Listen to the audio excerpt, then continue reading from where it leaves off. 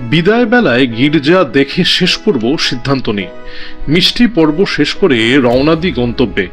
বলতে দ্বিধা নেই, এই জায়গাটি আমার বেশ আকর্ষণীয় মনে হয়েছে। একদিকে খ্রিস্ট মন্দির ছাড়িয়ে চার্চের দিকে এগিয়ে চলা, মূল দরজা পেরিয়ে সামনে অনেকখানি সবুজ ঘাসের জমি, পিচ ঢালা রাস্তা মিশেছে চার্চের গেটে। ভেতরে চলছিল প্রার্থনা।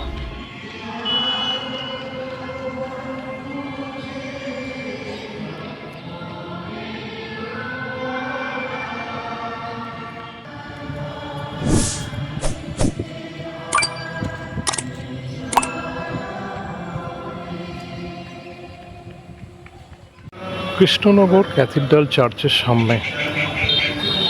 ভেতরে চলছে উপাসনা, প্রার্থনা। সাদা ভবন, সুন্দর প্রাকৃতিক দৃশ্য, প্রভু যিশুর মূর্তি রয়েছে ভেতরে। সামনে একটি বড় মাঠ, তার উপর সবুজ ঘাস, চারিদিকে ঘেরা গাছগাছালি, বইছে মৃদু হাওয়া।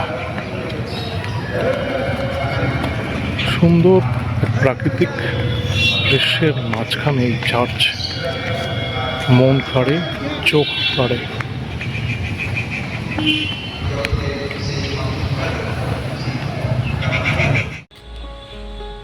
শতবর্ষ প্রাচীন কৃষ্ণনগর ক্যাথেড্রাল চার্চ বা ক্যাথলিক চার্চ।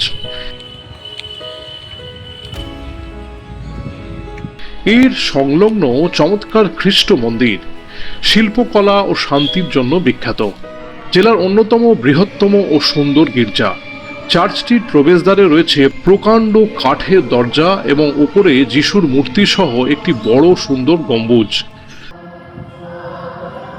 প্রার্থনা গৃহের ভেতরে ও কাচের জানলায় বাইবেলের বিভিন্ন ঐতিহাসিক দৃশ্য ও সাধুদের মূর্তি আঁকা রয়েছে।